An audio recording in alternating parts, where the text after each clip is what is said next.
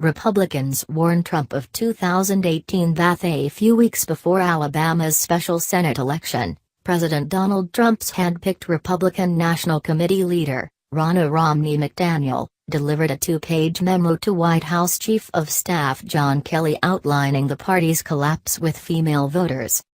The warning, several people close to the chairwoman said, reflected deepening anxiety that a full-throated Trump endorsement of accused child molester Roy Moore in the special election, which the president was edging closer to at the time, would further damage the party's standing with women. McDaniel's memo, which detailed the president's poor approval numbers among women nationally and in several states, would go unheeded, as Trump eventually went all in for the ultimately unsuccessful Republican candidate. The backstage talks provide a window into how those closest to Trump are bracing for a possible bloodbath in the 2018 midterms, which could obliterate the Republican congressional majorities and paralyze the president's legislative agenda. The potential for a Democratic wave has grown after Republican losses this fall in Virginia, New Jersey, and Alabama, and as the president's approval ratings have plummeted to the 30s. In recent weeks, some of the president's advisors have taken it upon themselves to warn him directly about the fast deteriorating political environment. White House officials have convened to discuss ways to improve his standing with suburban voters. And on Wednesday, the president met with Kelly, Political Director Bill Stepien, Communications Director Hope Hicks, former Trump campaign manager Corey Lewandowski and Brad Parscale, Trump's digital director in the 2016 campaign, to discuss the political landscape. Lewandowski forcefully raised concerns about the party's efforts, according to one attendee and another person briefed on the meeting. In an interview this week, Stepien acknowledged the pattern of presidents losing seats in Congress in their first midterm election. But he argued that it's far too early to write off the GOP in 2018. Stepien pointed to positive economic numbers that could buoy the party, along with a favorable Senate map and an RNC field deployment program that has been ramping up for months. Trump is also set to sign major tax cut legislation that Republicans are betting voters will reward them for, despite its unpopularity in polls before passage. The White House political chief also noted that polling during the presidential election failed to pick up on Trump's support.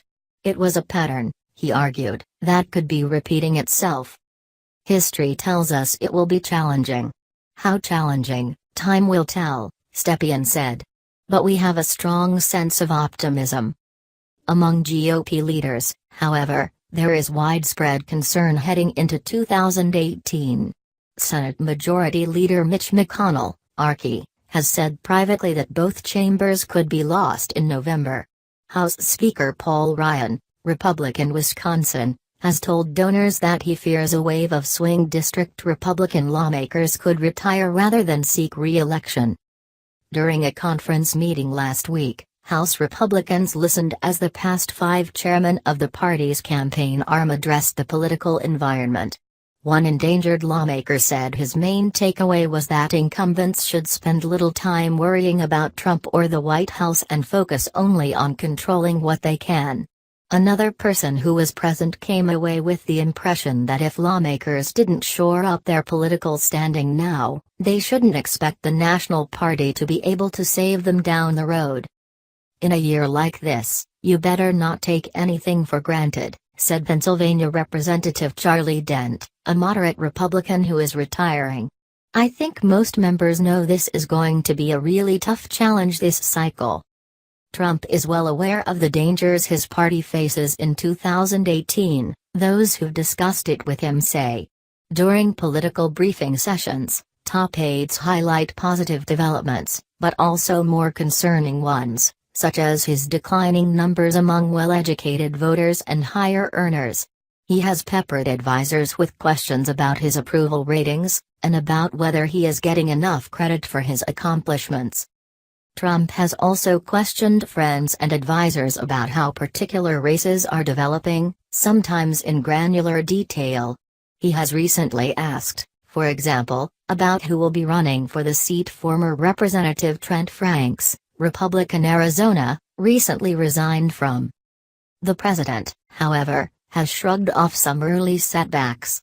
After the Alabama loss, he gathered with Vice President Mike Pence, Kelly, Stepien and Deputy Chief of Staff Rick Dearborn.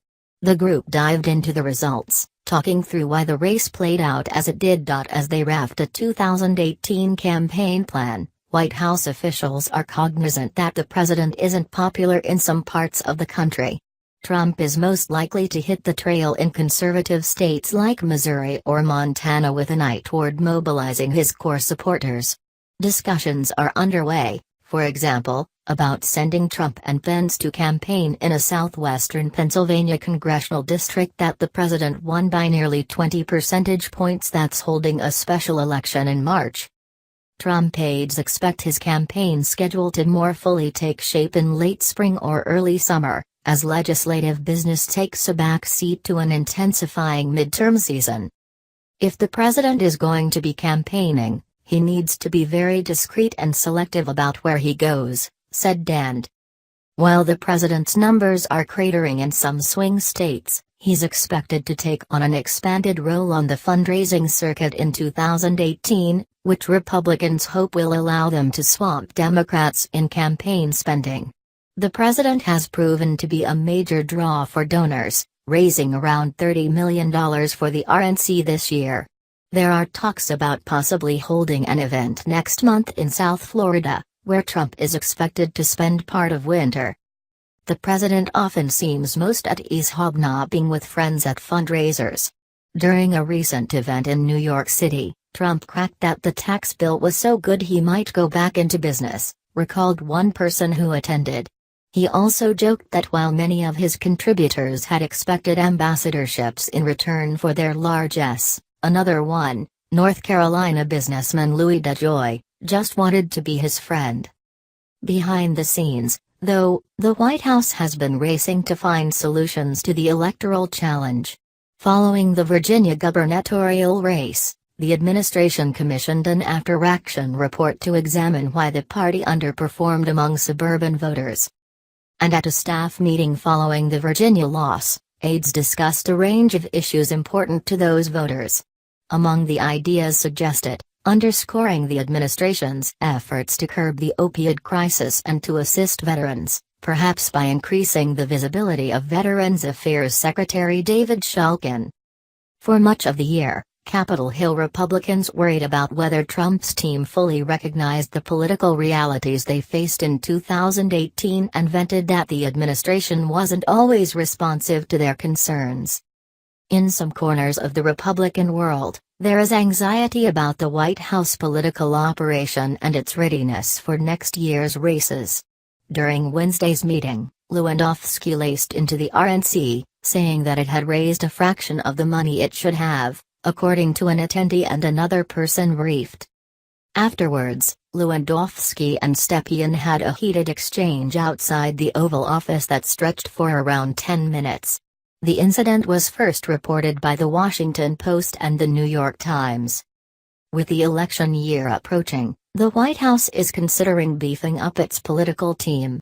Among the possibilities under discussion, one Trump aide said, is elevating staffers with political backgrounds into the administration's political shop. Yet as a challenging 2018 grows ever closer, many senior Republicans say they've seen greater coordination with the White House political department. The administration and Senate Republicans have embarked on a joint effort to recruit North Dakota Representative Kevin Cramer into the state's U.S. Senate race. Trump has personally spoken to Cramer, and last week the congressman met with McConnell and National Republican Senatorial Committee Chairman Cory Gardner, Republican Colorado. Earlier this month, Cramer and his wife, Chris, met with the NRSC's executive director, Chris Hansen, who made the case to the couple that Cramer had performed well in polling the committee had conducted. The White House and McConnell's team have also been in talks about wooing former Minnesota Governor Tim Pawlenty into next year's special election for the seat being vacated by Democratic Senator Al Franken. On Wednesday, Stepien met with top aides from the RNC and House and Senate GOP campaign arms. Some senior Republicans believe the departure of former White House chief strategist Steve Bannon, an avowed McConnell critic who is closely aligned with the conservative insurgency, has eased tensions with the administration. "I think there have been incredible signs of progress in recent weeks," said Josh Holmes, a former McConnell chief of staff and top political lieutenant, adding that almost everything seems to be headed in a much more productive direction. But some Republicans are still sounding the alarm. Scott Jennings, a former top political advisor in the George W. Bush White House who is close to McConnell, said the president has major political challenges in the coming year: improving his approval numbers, ensuring the party nominates strong general election candidates, and selling his economic accomplishments. "There are 10 months to improve the fundamentals here, and the Senate map is, on paper, good. But maps don't make majorities, and I think there's a realization that there's at least a 50% chance one or both chambers could fall," Jennings said. "In less than 1 year, this first term could be, for all intents and purposes, over if the Democrats take control of either chamber."